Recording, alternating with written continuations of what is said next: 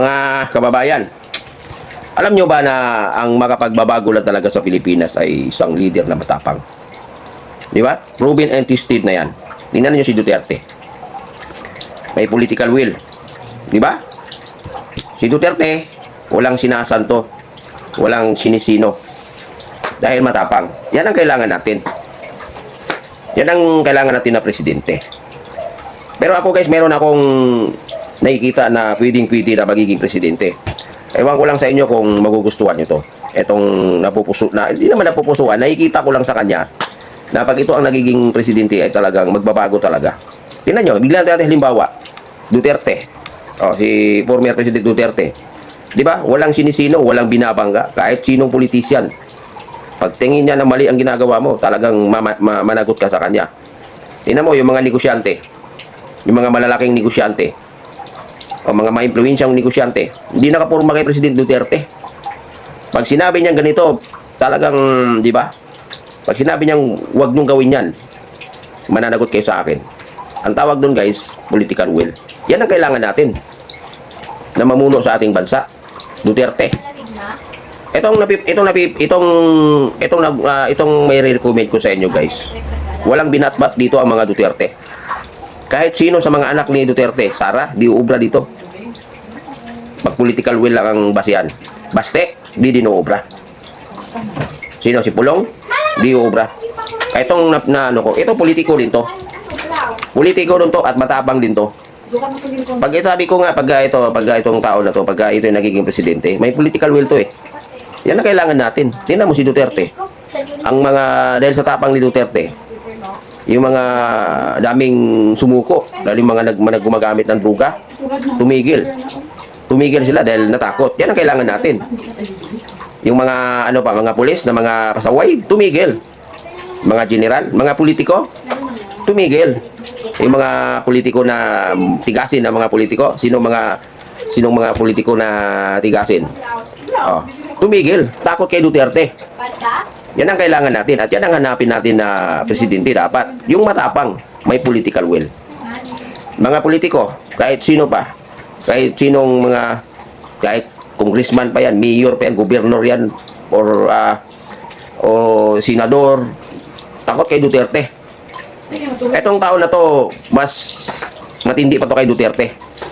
Pag ito naging presidente guys, magbabago talaga. Magbabago talaga. Tingnan mo, ang daming presidenteng dumaan sa atin. Pero hindi matatapang. Anong nangyari? Walang nagbago. Sumunod si Duterte ang naging presidente, matapang, may political will. Anong nangyari? Ang daming mga project na nangyayari. Kasi, takot yung mga tao sa panahon ni Duterte, mangurakot. Kaya yung mga project, talagang ang daming project. Dinagsa tayo ng mga project. Dami yung mga road widening, mga airport, at kung ano-ano pa, mga tulay, dami. Kasi takot yung mga tao eh.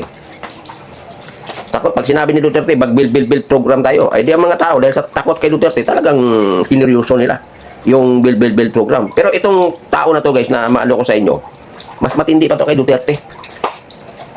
Kasi ito, wala din kinakatakutan. Wala siyang kinakatakutan kahit ano pang posisyon mo sa gobyerno. Pag tatingin niyang mali ang ginagawa mo, talagang may paglalagyan ka sa kanya. Ganyan itong tao na to. Yan ang kailangan natin na presidente kasi proven and tested na talaga yan. Tingnan natin si dami presidente, pangilang presidente si Duterte. Pero dahil sa tapang ni Duterte, ang daming nagawa ni Duterte. Pag sinabi ni Duterte, gawin mong 10 years ang passport. Nangyari. Gawin mong 10 years ang 10 years ang lisensya ng mga driver. Mati. Kasi may political will. Yan ang kailangan natin. Pero ewan ko lang sa inyo kung nakikita nyo to. Nakikita nyo tong pwedeng magiging presidente. Kasi ito guys, politician din to siya. Pero politician dito siya. No, ito, siyempre, pag politician, willing din tumakbo na pagka-presidente. Pero wala tayong magagawa. Itong i-ano ko sa inyo, wala rin tayong magagawa kung ayaw niya. Kasi siya rin ang magdesisyon. Siya ang magdesisyon eh. Di ba? Duterte. Sara, matapang yung Sara. Hindi ubra dito. Mas matindi to. Mas matindi to. Baste. Ay, wala. Binatbat ang mga Duterte dito. Itong i-ano ko sa inyo na pwedeng maging presidente. At ito talagang kailangan natin presidente matapang. Pinababa mo yung bango ko no. Oh, totoo yan sinasabi ko sa inyo guys. Tingnan mo si Duterte. Kasi si Duterte lang ang pinakamatapang, matapang na nagiging presidente. Sino bang mga iparehas mo kay Duterte na matapang? Wala. Sino? Si Irap, sino pa? Si Arroyo, sino? Si Marcos Sr., si BBM, wala. Sino pa? Sino bang mga dumaan na mga El Quezon? Sila, wala. Ito. Duterte lang ang pinaka matapang. Pero mayroon akong nakikita na isang politician na mas matindi pa kay Duterte. At ito ang kailangan natin. Kasi tested na eh. Ang kailangan kasi natin guys, yung political will ba? Political will. Yung ang tao ba na pag sinabi niya ganito, tao agad sunod agad. Ito yung kailangan talaga natin kung gusto natin ng pagbabago. Yung magbago. Tignan mo, may nagkaroon tayo ng presidente na matapang. Si Duterte. Ang daming nagbago guys, sa totoo lang. Dito na lang tayo sa mga adik. Daming sumuko. Daming nagparehab. Dahil political will eh. Yan ang kailangan natin. Kasi pag ang presidente walang political will, tingnan mo yung presidente natin ngayon, sorry na former president, no? Tingnan mo, dahil wala siyang political will, anong sabi ng mga tao sa kanya? Tinatawag siyang bangag. Kung tutusin, hindi mo dapat tawagin ng ganyan ng presidente kasi presidente yan eh. Pero dahil wala siyang political will, yung mga tao, sabihin nila ganun. Pero kung may takot ang tao kay BBM, walang taong maglakas loob na magtawagin siyang bangag, sa totoo lang. Yan ang kailangan natin. Para hindi maisi-isi. Tingnan mo. Yan ang kailangan natin. Ito guys, mas matindi ito guys. Pag ito nagiging presidente natin, maniwala kayo sa akin. Ang laki ng pagbabago talaga. Ang laki ng pagbabago ng Pilipinas. Magkaroon ng disiplina ang mga tao. Tingnan mo si Duterte, di ba? Nagka-disiplina ang mga tao kahit mga mayor. Ito kayo mga mayor, tinawag niya. Buong mayor sa buong Pilipinas, tinawag niya. Ito, wag niyong gawin yan. Hindi sumunod. Yan ang kailangan natin na magiging presidente. Pero si Duterte kasi wala na talaga natin may babalik yun. Ito may nakikita ako na pwedeng magiging presidente. Matapang guys ang kailangan natin. Na totoo lang. Kung gusto nyo talagang asinso ang isang lugar, ang isang bansa, matapang. Kailangan natin ng matapang para madisiplina ang mga tao. Kasi kung ang presidente kasi natin hindi matapang, wala. Di ba? Kahit gumawa pa siya ng kabutihan, pero yung inuutosan niya ay ayaw gawin, wala talaga. Kasi bakit inayawan niya? Kasi wala siyang takot eh. Bakit ko gagawin yan? Di ba? Kasi wala siyang takot. Pero kung may takot ka, political lang sabing tawag dyan, susundin mo. Di ba? Susundin mo talaga. Yan ang kailangan natin na presidente. Ito guys, iwan ko lang sa inyo. Pero siyempre, hindi natin mapipira sa tong tao na to. Siya kasi ang magdesisyon. Ako, nagbibigay lang ako ng idea sa inyo na itong tao na to, ito yung nakikita ko sa kanya, sinishare ko sa inyo. Siguro naman, di ba? Kasi maraming mga kababayan natin na hindi nila nakikita itong tao na ito. Di ba? Guys, tested and proven na yan. Tingnan mo si Donald Trump, matapang. Pag sinabi niya, ang daming presidenteng dumaan, huwag niyong bumbahin ng Iran. Pero pag sinabi niya, I will bomb Iran, binumba niya. Yan ang kailangan natin na presidente. Di ba? Yun ang kailangan natin. So, yun guys. Ewan ko lang sa inyo guys. Ewan ko lang kung magugustuhan nyo ito. Pero siguro sa tingin ko magugustuhan nyo ito kung tapang lang ang pag-uusapan. Tapang lang ang pag-uusapan. Magugustuhan nyo ito. Kasi ito, wala din kinakatakutan ito eh. Kahit sino, binabangga nito eh. Talaga. Di ba Duterte, nagmumura din yun? Di ba? Magmumura din yun. Grabe makamura yun. Etong tao na to, malakas din makamura to. Lakas din makamura to.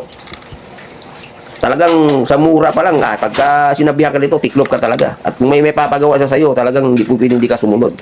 Ito yung nakikita ko sa kanya. Talagang hindi ka pwedeng sumunod. Ito yung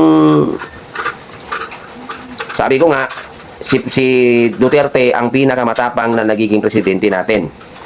Di ba? Siya yung pinakamatapang. So dahil sa tapang niya, wala siyang kinatakutan, kahit sino binabangga niya, mga negosyante ka man, mga big time na mga negosyante ka man, mga politiko ka man, kahit anong posisyon mo sa gobyerno, talagang binabangga niya. Bigyan ko example, yung may-ari ng Philippine Airlines. Isang sabi lang, magbayad kayo. Pag hindi kayo magbayad, papasara ko yan. Anong ginawa? Wala pang isang linggo, nagbayad. Di ba? Itong tao na to, itong ano ko sa inyo. Ano to? Talagang, di ba? Si Sara guys, matapang. May political will din. Pero ito mas matindi ito kay Sara sa tingin ko. Si Baste, matapang din si Baste. Kasi wala naman tayong talaga nakikitang mga potential talaga na matatapang na mga politician eh. Pero ano yan, si Sara, si Baste, si Pulong matatapang yan. Mga hinog na mga ano yan, mga hinog na na mga politician yan. Pwede talaga magiging presidente yan. Pero itong sasabihin ko sa inyo, mas matindi pa to sa kanila. Oh, itong nakikita ko sa inyo. Matindi din to. Pag ito nagiging presidente, guys, ay nako, isaahan mo.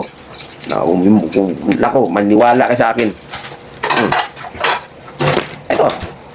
Pero siyempre, hindi ito mananalo kung hindi ko sasabihin sa inyo kung sino ito. Di ba? Para maano nyo, ma-realize ko, ano, tama yung sinabi ni Kuya Kernel, itong tao na to. Ito ang dapat natin gawin nating presidente. Di ba? Kasi kung magsasabi ako na ganyan, hindi nyo alam kung sino yung taong tinutukoy ko, paano kung tatakbo ito pagka-presidente, hindi ito mananalo. Kasi hindi nyo alam eh. Wala kayo, oo, kilala nyo, nakikita nyo siya, pero wala kayong idea. Di ba? Wala kayong, kumbaga, hindi nyo nakikita yung nakikita ko sa kanya. Kaya, inaano ko sa inyo. Kumbaga, inaalo ko siya sa inyo, pero kayo pa rin ang masusunod. Kung, di ba? Kasi, kayo ang bubuto sa kanya eh. Pero at least, pinakita ko lang sa inyo kung ano yung nakikita ko sa taong ito.